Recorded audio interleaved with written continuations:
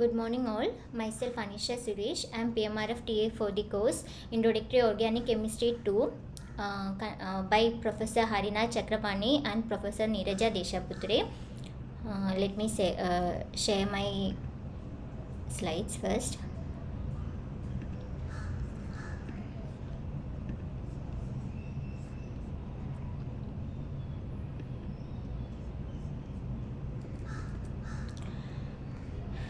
So, I will be conducting weekly live sessions where I will be solving the assignments for previous year assignments for each week. Today I am going to solve week 0 assignment of previous year. So, can we go to question number 1?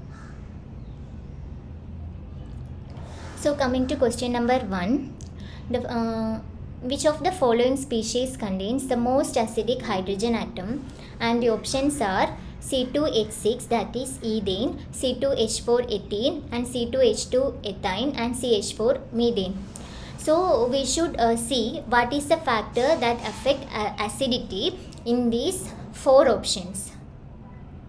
So what is the basic difference between these 4 are? This is having sp3 hybridization, this is having sp2 hybridization, this is having sp hybridization, and this is also having sp3 hybridization.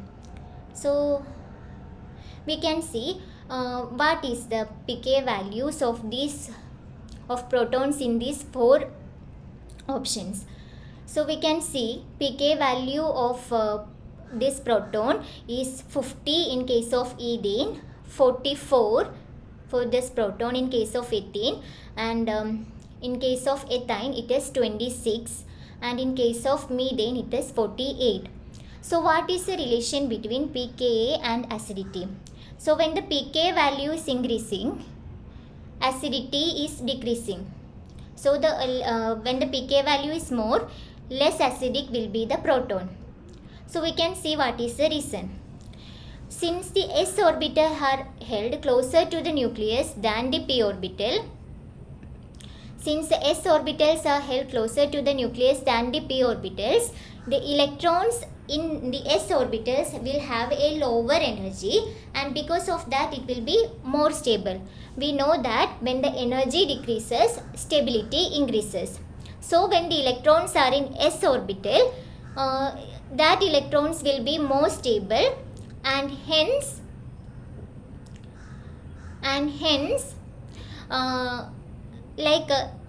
that abstraction of that protons to form that anions where there will be electrons will be more favored.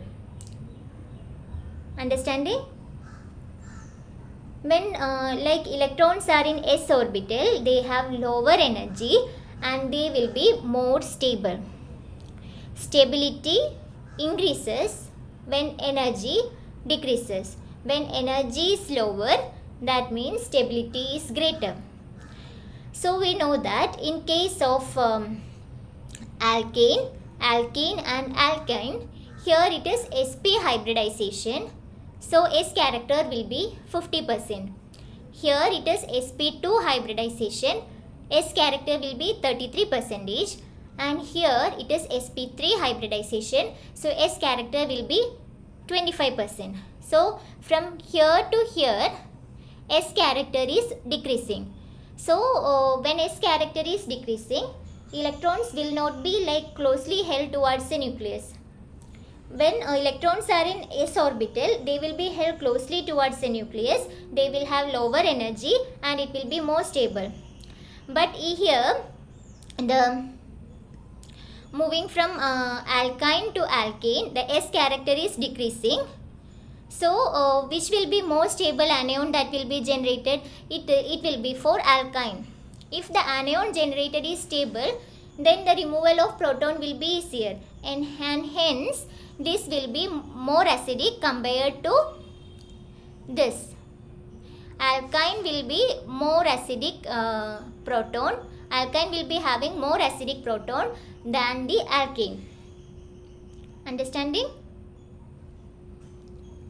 Okay, so since this is having more acidity, its pK value is less, and since it is having less acidity, its pK value is more.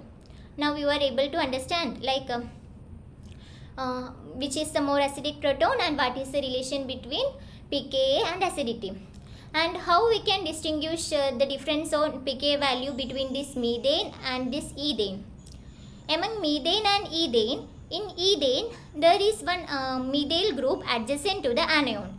That methyl group will have plus I effect, then it will push electron density towards the anion, and that anion will become more unstable.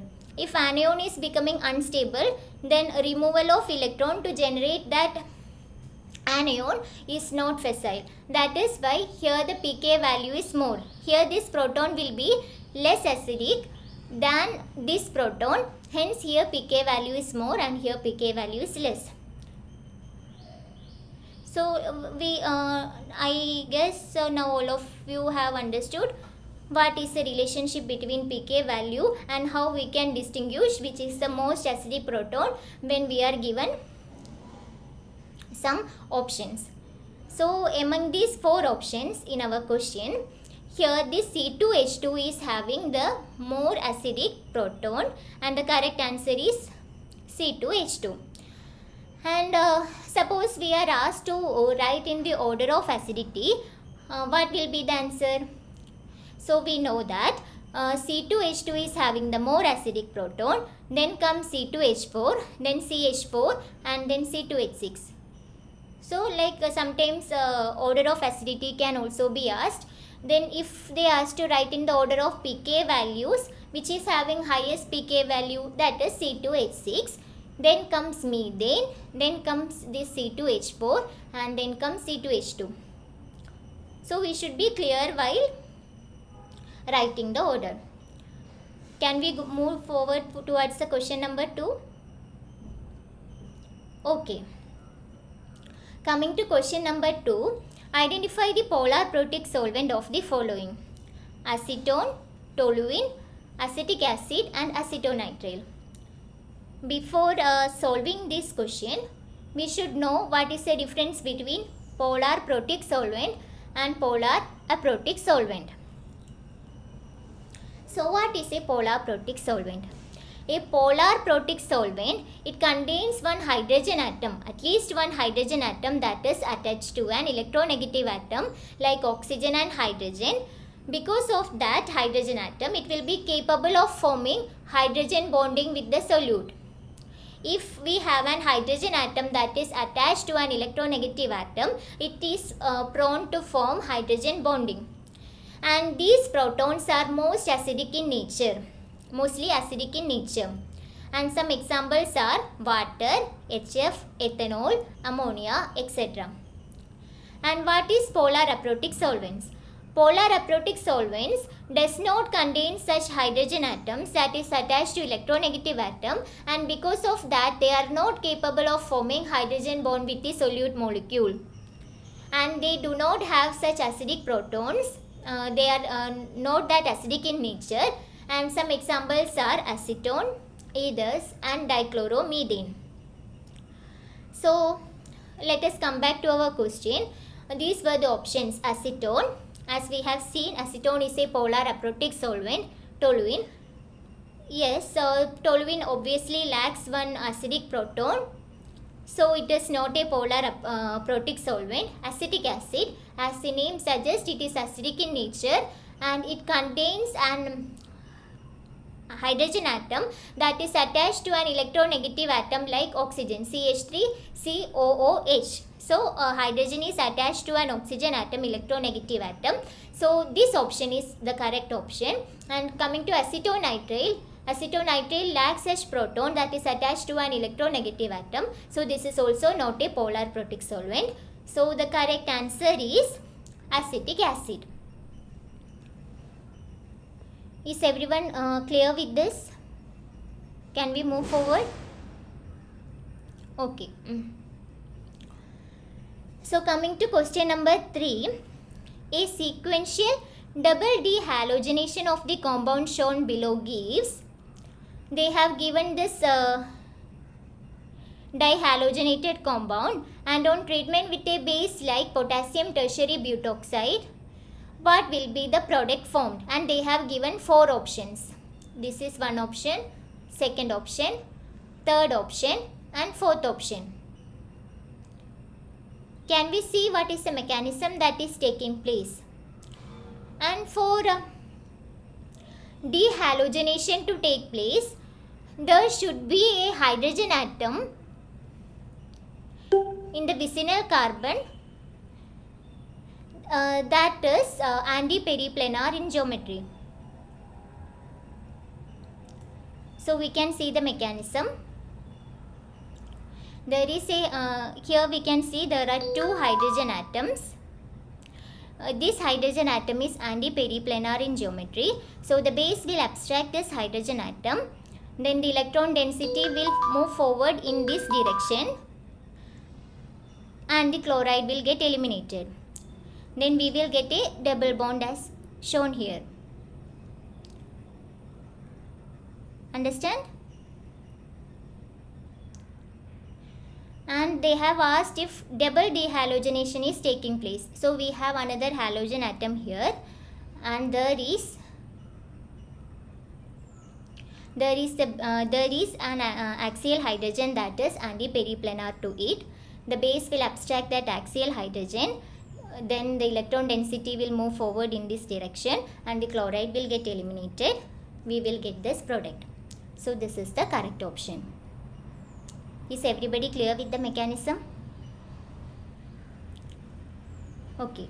So what is the correct answer for this question? A sequential double dehalogenation of this compound, it will give this answer.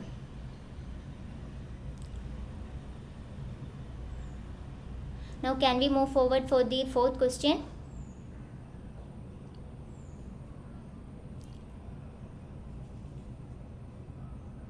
Okay, 1 second. Is there any questions?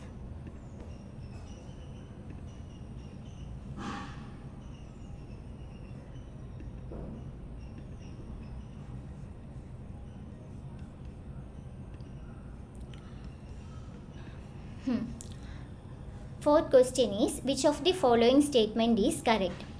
E2 is concerted reaction in which bonds break and new bonds form concomitantly in a single step. Then order of reactivity of alkyl halides towards E2 dehydrohalogenation is found to be tertiary greater than secondary greater than primary. Then in E2 elimination, different stereoisomers, that is diastereomers, are converted into different stereo products. And the fourth option is all of the above. They are asking which is the correct statement. So first of all we can see what is E1 and E2 mechanism. These are different type of elimination reactions, and we can see options one by one and come towards our answer. So what is E1 and E2? E1 is an elimination reaction where the rate determining step is unimolecular. Rate determining step is unimolecular. That is why the term E1 comes. So since it is unimolecular, it does not involve a base. So in the rate determining step, the leaving group is leaving. So in the next step only the proton is abstracted by the base. So the general mechanism for E1 elimination is, first the leaving group will leave, a carbocation will be generated, then the base will come and abstract the adjacent proton and we will get the alkene. So in the rate determining step, only the alkyl halide species is involved, and hence in the rate equation only the concentration of alkyl halide is involved. That is why it is called a unimolecular. Now what is E2? E2 is an elimination that is bimolecular, that has a bimolecular rate determining step and it involves the base. So in E2, the loss of the leaving group and the abstraction of proton by the base are taking place in a single step. So we can see the general mechanism for E2. The base will abstract the proton, then the electron density will pull in this direction and the leaving group is eliminated. So in one step, both the reactions are taking place. It is called a concerted reaction. So our first option A was correct, that E2 is a concerted reaction where elimination of the leaving group and abstraction of the proton are taking place in a single step. All of you understood what is the difference between E1 and E2? Now we will see what is the order of reactivity in E2 reaction. So we can see if the leaving group is attached to a primary carbon and this concerted mechanism is taking place, base will come abstract this proton, electron density will push in this direction and this leaving group is eliminated. We will get this kind of alkene. When the leaving group is attached to a secondary carbon, then after elimination reaction we will get this alkene, and when the leaving group is attached to a tertiary carbon, after elimination this is the product. So we know that more substituted alkene will be more stable. So from this tertiary carbon we will get this more substituted alkene. So this is more favored. Hence the order of reaction in E2 is tertiary greater than secondary greater than primary. So second option is also correct. Now the third option was in E2 elimination, different stereoisomers, that is diastereomers, are converted into different stereo products. We can see if it is correct. That is if E2 is stereospecific. So this is one of the diastereomer. So we can redraw it in such a fashion that the hydrogen atom and the halogen atom for dehydrohalogenation are coming in a single plane and a periplanar to each other. So this structure we will just flip 90 degree and it can be redrawn in this fashion such that hydrogen atom and the halogen atom are anti-periplanar to each other. So when elimination is taking place, we can see that this phenyl group and this phenyl group are in anti to each other, and this methyl group and this hydrogen atom are anti to each other. So the product will be like this. This pH and this pH are anti. So this is E-alkene. So this diastereomer will result in E-alkene upon elimination. This is the Newman projection for this structure. Now we have a second diastereomer and we can redraw it in this fashion such that the hydrogen and halogen are anti-periplanar to each other just by flipping 90 degree, so that the hydrogen and halogen atom will come in the plane for easy visualization of elimination reaction. So this can be represented in Newman projection form like this. Since there is gauge interaction between these two phenyl bulky groups, this reaction rate will be slower, and once upon the elimination is taking place, we will get this alkene. As we can see, these both phenyl groups are syn to each other or cis to each other. So we will get said alkene. So both diastereomers are giving different stereo products. So the third option is also correct. So what is the correct option? Which of the following statement is correct? All these three options are correct regarding E2. So all of the above is the correct answer. Is everyone clear with this? Okay. Now we can move forward towards question number 5. What would be the major product if the following compound undergoes elimination reaction? Here they have given a compound with two different halogen atoms, and they are asking what is the major product. So major product will be, which is a better leaving group, chlorine or iodine? Iodine is a better leaving group. So it will be easily to dehalogenate this iodine compared to chlorine. So as per our mechanism, base will abstract a proton adjacent to this iodine. It will push electron density in this direction and the iodine will get eliminated to give this product. Clear? this chlorine can also eliminate, but since they have asked which is a major product, this will be the correct answer. Okay, so the correct answer for this reaction, which is a major product, is this, by dehydrohalogenation taking place at this position, because this iodine is a better leaving group. I hope this question is clear for everyone. If you have any doubts, you can ask me. I will clear. So can we move forward towards question number 6? Okay. So they have asked what is the relation between the given two molecules. They have given the cyclohexane chair representation with vicinal diols. They have given two different structures, and they have asked what is the relationship between the two molecules. Is they enantiomers, diastereomers, homomers, or none of the above? So do you know what is the difference between enantiomers, diastereomers and homomers? So first we can see what is their difference. Enantiomers, they are structures that are not identical but are mirror images of each other. They are not superimposable.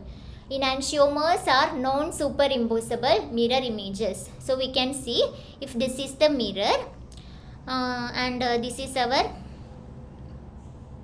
structure, its mirror image will be like this, correct? And it can be represented in this form when we flip it 180 degree horizontally. Is it clear? So these two structures, this and this, that is these both are similar. These and these are enantiomers of each other. So what is diastereomers? Diastereomers are not mirror images. Diastereomers are stereoisomers that are not enantiomers. We can call it like that. Stereoisomers that are not mirror images of one another are called diastereomers. They are not superimposable and they are not mirror images of each other. So if we are having two chiral centers, one chiral center will remain fixed and we are changing the other chiral center, it will result in diastereomer.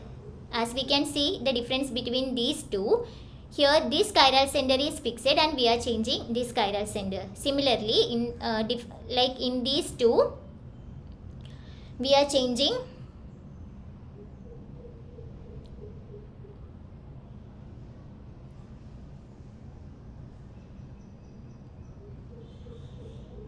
here this chiral center is fixed and we are changing this one. So these two are diastereomers. Similarly, these two are diastereomers. Now what is homomer? Homomers are superimposable images. They are superimposable on each other. Actually, they are identical representation of the same molecule. If we are representing a molecule in a different form, they are called homomers. See, as we can see here also, these both molecules are similar. They are represented in a different form but they are superimposable. If we flip it 180 degree, this molecule will be superimposable on this molecule. So such molecules are called homomers.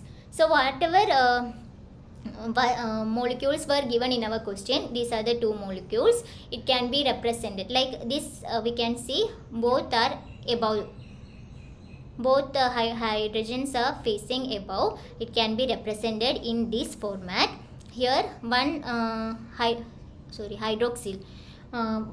Here one hydroxyl is facing above and one is facing below. So it can be represented in this format. So as we have seen in the definition of enantiomers, diastereomers and homomers, these two molecules, here one chiral center is fixed in both of this and the other one is changing. So these are diastereomers. So coming to answer of this question, these molecules are diastereomers.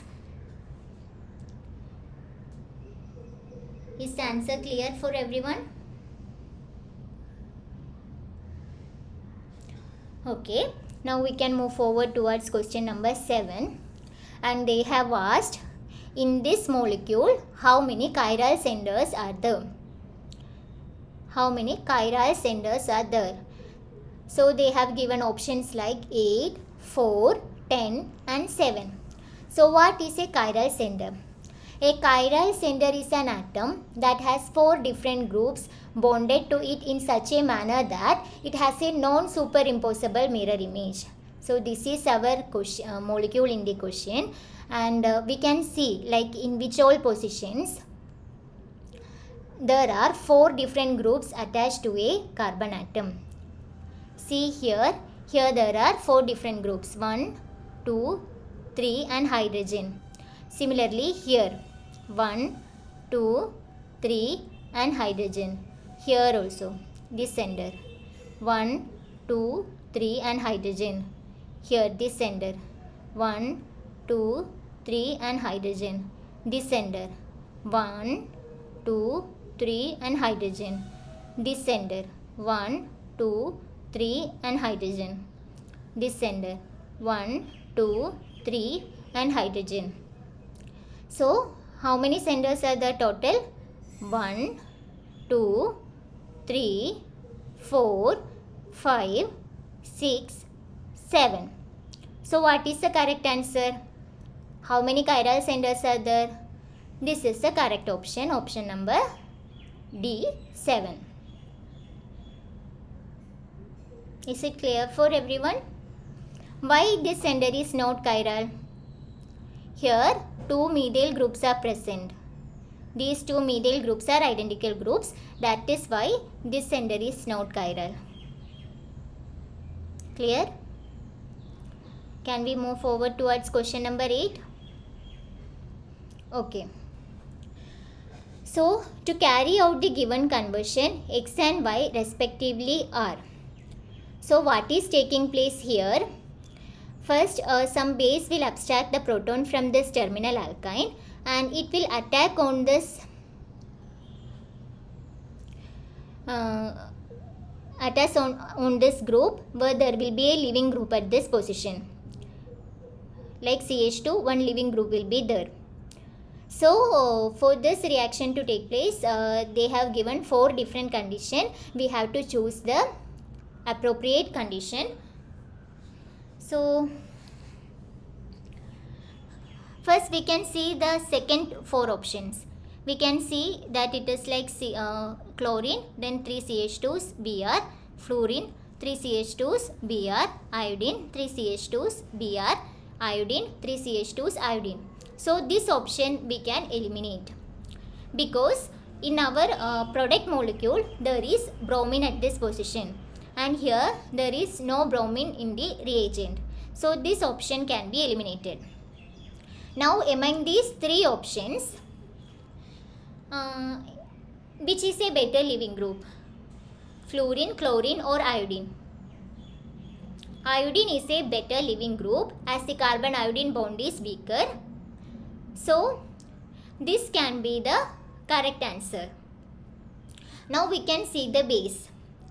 Here we know the alkyne, terminal alkyne is acidic in nature. So we can consider this as the acid and this as the base, NaNH2 as the base. So the conjugate acid that will be formed from this base is ammonia. Ammonia, the conjugate acid that is forming, is having a pK value that is greater than that of this terminal alkyne. So if ammonia is having greater pK value means it is less acidic compared to this acid we are having, terminal alkyne we are having. So the reaction will move forward in the forward direction only, like it is not reversible reaction. So this is the best condition for carrying out this conversion. So the correct answer is NaNH2 and this I CH2 thrice Br. Is everyone clear with this answer? I hope so. Everyone is clear with this answer. Now we can move forward towards our question number 9. So they are asking, what is the nucleophile in the reaction shown below? They have given a reaction where there is a compound water and it is giving this product and these byproducts. So what kind of reaction is this? Does anyone have an idea what type of reaction is this? Yes, this is substitution reaction. Iodine is substituted by hydroxyl group. So we can see the iodine is present on a tertiary carbon atom. So which type of substitution reaction can take place? SN1 or SN2? SN2, since this is tertiary carbocation, SN2 will be less favored because of steric reasons. SN1 reaction will take place. That is, iodine will eliminate, a carbocation will be generated. Then what is a nucleophile? Then this will come and attack on that carbocation, and we will this water will come and attack on that carbocation, and we will get this compound, and these will be the byproducts in that reaction. So what is a nucleophile? That we should know. What is a nucleophile? What is an electrophile? So in reaction mechanism, nucleophile donate electrons and electrophiles accept electrons. So what is happening? Here who is donating electron? This species or this species? We can eliminate like these two options, H3O plus and I minus. This is the byproducts, not reactants. We need to see these two options. Which is nucleophile? Nucleophile is donating electron and electrophile is accepting electron. So here electrons are donated from this oxygen lone pairs. So this water will be the nucleophile, and here whatever carbocation or something is forming, that will be the electrophile. So the correct answer is water. Is everyone clear with this answer?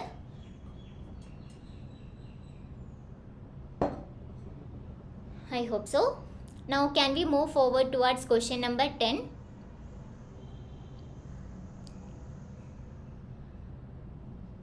Okay. So question number 10 is, what is the major product of the following reaction? And this is a halogenated species and they are treating with a base. So obviously this will be a dehydrohalogenation reaction. And what will form?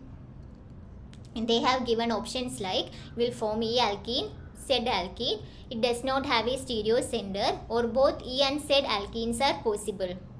So what will be the possible answer?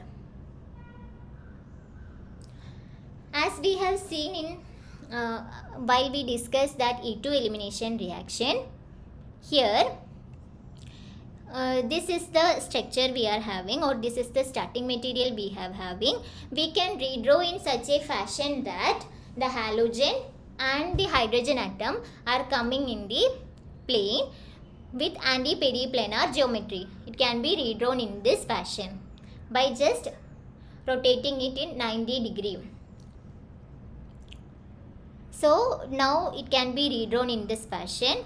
Then the base will come abstract the hydrogen, electron density will pull in this direction, and the chlorine will get eliminated, and we will get this alkene. We can know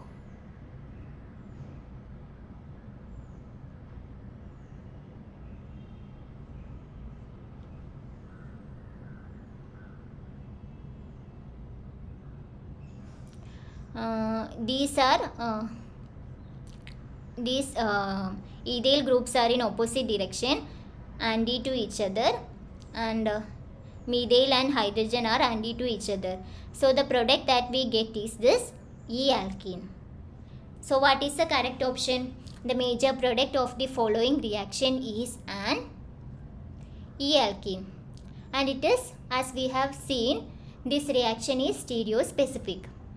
So the correct answer is E alkene.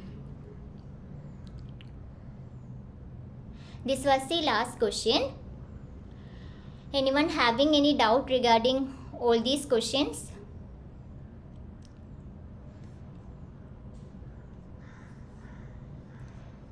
I hope everyone is clear with the answers. So I hope everyone is clear with these answers.